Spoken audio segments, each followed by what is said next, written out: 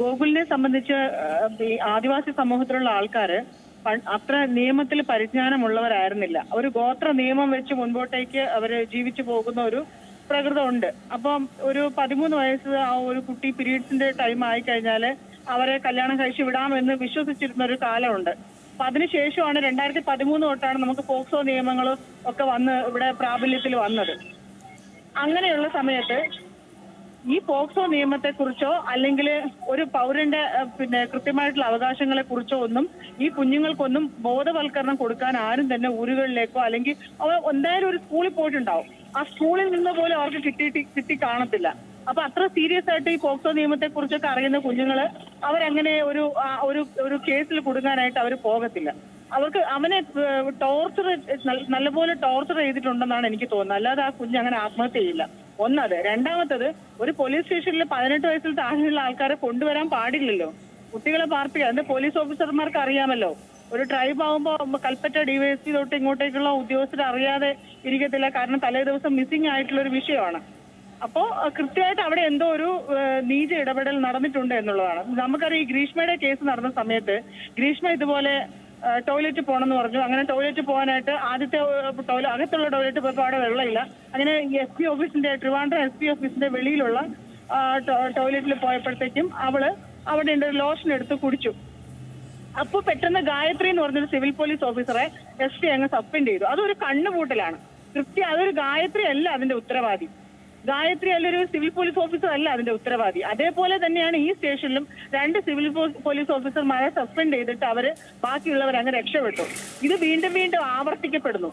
വീണ്ടും ഈ കുറ്റകൃത്യം ആവർത്തിക്കപ്പെടുന്നു. മുൻപ് ജനമയത്തിൽ കുറച്ചൊരു പീരീഡ് വരെ ഒരു 2012 തൊട്ട് 19, 20 വരെയുള്ള 21 വരെയുള്ള ഒരു 10 വർഷത്തോളം കാലം കുറച്ച് പോലീസിന്റെ പിന്തുണ ആദിവാസി ഊരുകൾക്ക് ലഭിച്ചിരുന്നു. ജനമൈത്രി അത്തരത്തിലുള്ള, അപ്പൊ അതിൽ നല്ലോണം നിയമബോധവൽക്കരണം കിട്ടിയിരുന്നു. അപ്പൊ ഇത്തരം വിഷയങ്ങളെ കുറിച്ചൊക്കെ അറിവുണ്ടായിരുന്നു. പക്ഷെ ഇപ്പൊ അവർ ഈ ഒരു 4-5 വർഷം, ഒരു 2-3 വർഷം കൊണ്ട് ഇതൊക്കെ അങ്ങോട്ട് സ്റ്റോപ്പ് ചെയ്തു. അപ്പൊ അങ്ങനെ ജനമൈത്രി അങ്ങനത്തെ ഒരു സംവിധാനം ഒന്നും ഇപ്പൊ പോലീസിനും ഇല്ല. ഈ ആദിവാസി ഫണ്ട് കൊണ്ടുപോകുന്നത് 50% പഞ്ചായത്തുകളാണ്. അപ്പൊ പഞ്ചായത്തുകളും അത് എക്സിക്യൂട്ട് ചെയ്യാറില്ല. മറ്റേതെങ്കിലും വകുപ്പുകൾ അത് ഏറ്റെടുക്കാറില്ല. ട്രൈബൽ വകുപ്പ് ഇതെല്ലാം നോക്കുകയാണ്. ഈ ഇത്തരത്തിലൊരു ബോധവൽക്കരണം ആ കുഞ്ഞുങ്ങളെ കൊണ്ടുവന്ന് ജീവിതത്തിന്റെ ട്രാക്കിലേക്ക് കൊണ്ടുവരാനായിട്ടോ അല്ലെങ്കിൽ പഠിക്കണമെന്നോ അല്ലെങ്കിൽ തൊഴിലിന്റെ ട്രാക്കിലേക്ക് കൊണ്ടുവരാനായിട്ടുള്ള ഒരു സംഭവങ്ങളൊന്നും ഇപ്പം നടക്കുന്നില്ല. കാരണം നിരന്തരം ഇത് ആവശ്യമുള്ള ഒരു ഇടങ്ങളാണ് SC ST ആദിവാസി ഊരുകൾ എന്ന് പറഞ്ഞാൽ അത് ആവശ്യമുള്ള ഒരു മേഖലയാണ്. അപ്പൊ നിയമത്തെക്കുറിച്ച് അജ്ഞരാവുകയും അങ്ങനെ ഉള്ളൊരു സാഹചര്യത്തിലായിരിക്കും ഒരുപക്ഷെ ഇവർ എന്തിനാണ് പുറത്തേക്ക് പോയത്, ഒരുമിച്ച് കണ്ട് അവർ കോഴിക്കോട് വരെ പോയത് എന്തിനാണെന്ന് അറിവായിട്ടില്ല. രണ്ടുപേരും ഇഷ്ടത്തിലായിരുന്നു എന്നുള്ളതാണ് അറിയാൻ പറ്റുന്നത്. അപ്പൊ പോക്സോ നിയമത്തെക്കുറിച്ചും അതൊക്കെ വ്യക്തമായിട്ട് കുഞ്ഞുങ്ങൾക്ക് അറിവില്ല എന്നുള്ളതാണ് സത്യം. ഈ ധന്യ, ഏറ്റവും കൂടുതൽ ഈ കസ്റ്റഡി മരണങ്ങൾ ഒരുപാട് കുറയുന്നു എന്ന് പറയുമ്പോഴും മരണപ്പെടുന്നവരിൽ എല്ലാവരുടെയും ഇരകൾക്ക് ഒരേ മുഖം ഈ പാർശ്വവൽക്കരിക്കപ്പെട്ട സമൂഹത്തിൽ ഉള്ളവർ തന്നെയാണ്. ഇത്തരത്തിൽ ഈ നേരത്തെ ധന്യ സൂചിപ്പിച്ചതുപോലെ അജ്ഞതയാണ് പലപ്പോഴും ഇത്തരം അപകടങ്ങളിലേക്ക് കൊണ്ട് എത്തിക്കുന്നത് തന്നെ. അതിനൊരു ഇടപെടൽ നടത്താതെ ഈ പോലീസിനെ നമ്മൾ കണ്ണിൽ പൊടിയിടുന്ന കണക്ക് പോലീസിന് ഒരു സസ്പെൻഷൻ കൊടുത്തത് കൊണ്ടോ അവരെ മാറ്റി നിർത്തിയത് കൊണ്ടോ ഒന്നും ഇതിലൊരു പോംവഴി കാണുന്നില്ലല്ലോ. അങ്ങനെ ഇപ്പത്തെ പോലീസുകാരും മനുഷ്യരോട് സംസാരിക്കുവോ? അവര് ഇപ്പത്തെ DGP ആരാണെന്ന് എനിക്ക് അറിഞ്ഞൂടാ.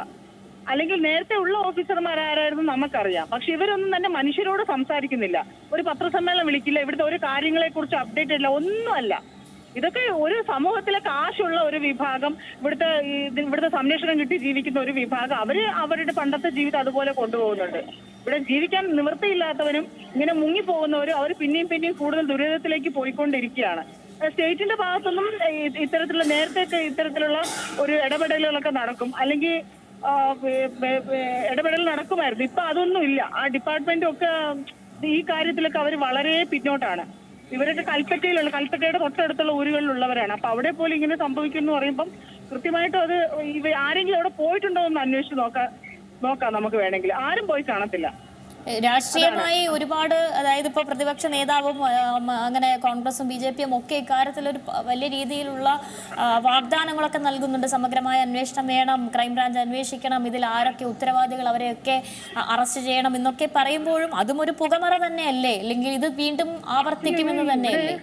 ഈ കഴിഞ്ഞ പിണറായി ഇടതുപക്ഷത്തിന്റെ 2ാമത്തെ സർക്കാർ വന്ന ആ ഒരു 2 വർഷമാണ് പോലീസിന്റെ കയ്യിൽ നിന്ന് ഏറ്റവും കൂടുതൽ ഞങ്ങൾക്ക് ദ്രോഹം കിട്ടിയിട്ടുള്ളത്. ആ ഒരു 2 വർഷം ഇപ്പൊ അതായത് ഇപ്പോഴത്തെ ADGP മനോജ് എബ്രഹാം വരുന്നതിന് മുമ്പേ ഉള്ള ഒരു പീരീഡില് ഒരൊറ്റ SC/ST അട്രോസിറ്റി കേസുകൾ രജിസ്റ്റർ ചെയ്തിട്ടില്ല. കേസുകൾ രജിസ്റ്റർ ചെയ്യാറില്ല. ഞങ്ങൾ ഉപദ്രവിക്കപ്പെട്ടാലോ എത്ര തവണ പോലീസ് സ്റ്റേഷനിൽ കയറി ഇറങ്ങണം പറയാം. ഇപ്പൊ ശരിക്കും പറഞ്ഞാൽ അങ്ങനത്തെ ഒരു പോലീസിനോട് ട്രസ്റ്റ് ഉണ്ടായി വന്നിരുന്നു. പക്ഷെ അത് ഞങ്ങൾക്ക് പാടെ നശിപ്പിച്ചു. അത് പോലീസുകാരായിട്ട് തന്നെ നശിപ്പിച്ചു. പ്രോപ്പറായിട്ട് ഏതെങ്കിലും ഒരു കേസ് നമ്മൾ പരാതി കൊടുത്ത് അന്വേഷിച്ച് ഒരു നിശ്ചിത സമയം എടുക്കട്ടെ, പക്ഷെ അത്രയും പീരീഡിൽ പോലും FIR ഇട്ട ചരിത്രം ആ കഴിഞ്ഞ 2 വർഷം ഉണ്ടായിട്ടില്ല. അതിന്റെ ബാക്കിയാണ് ഇപ്പൊ ഇനി പുതിയ പോലീസുകാർ വന്നു. ഇനി അവരുടെ നിർദ്ദേശപ്രകാരം ഇനിയുള്ളവര് എന്തെങ്കിലും ചെയ്താൽ നടക്കും. അല്ലെങ്കിൽ ഒന്നും ഇനി വളരെ ഞങ്ങളെ ബുദ്ധിമുട്ടിച്ച ഒരു പീരീഡാണത്. ഈ നിയമത്തിന്റെ കാര്യത്തിൽ ഞങ്ങൾ ഒരുപാട് പേര് കൊല്ലപ്പെട്ടു, ആക്രമിക്കപ്പെട്ടു. പെൺകുട്ടികൾ പോലും നിങ്ങൾക്ക് അറിയാലോ, ആലപ്പുഴയില് ഒരു പെൺകുഞ്ഞിനെ ഡ്രസ്സൊക്കെ വലിച്ചു ഊരി അവളെ നഗ്നയാക്കിക്കൊണ്ട് 2 ആണുങ്ങൾ നടുറോട്ടി തല്ലിയിട്ട് വീഡിയോ അടക്കം കൊടുത്തിട്ട് പരാതി കൊടുത്തിട്ട് 3ാമത്തെ ദിവസമായിട്ട് FIR ഇടാതെ വന്നപ്പോഴാണ് ഞങ്ങളിത് മാധ്യമങ്ങളെ അറിയിക്കുന്നതും മാധ്യമങ്ങളിൽ ഇത് ചർച്ചയായി വന്ന ശേഷമാണ് FIR തന്നെ ഇവരിടുന്നത്. അപ്പൊ അത്രയും പോലും അപ്പൊ ആ FIR ഇട്ടതിൽ തന്നെ വളരെ രസകരമാണ്. ഈ പെൺകുട്ടിയുടെ പേരിലും FIR ഇട്ടിട്ടുണ്ട്. അപ്പൊ ഇതൊക്കെ എന്താണ് ഇവിടെ നടക്കുന്നതെന്ന് തന്നെ നമുക്ക് മനസ്സിലാവുന്നില്ല. ഇതിന്റെയൊക്കെ പിന്നീട് നമ്മളെ ഇങ്ങനെ എന്താ പറയണ്ടേ, നമുക്കൊരു ഓഫീസിൽ ഒരാളെ വിളിക്കുന്നതിനും അപ്പൊ സംസാരിക്കാൻ നമുക്കും ഒരു പരിമിതിയില്ലേ. എപ്പോഴെപ്പോഴും ഈ ഒരു കേസിന്റെ പുറകെ അങ്ങനെ 100 കേസുകൾ വന്നുകൊണ്ടിരിക്കും. ഇവരെ ഏൽപ്പിച്ച ജോലി പോലീസുകാർ കൃത്യമായിട്ട് ചെയ്യണ്ടേ. പുതിയ വാർത്തകളും വിശേഷങ്ങളും ഇനി വിരൽ തുമ്പിൽ. എല്ലാ ഡിജിറ്റൽ പ്ലാറ്റ്ഫോമുകളിലും ഇപ്പോൾ സീ മലയാളം ന്യൂസ് ലഭ്യം.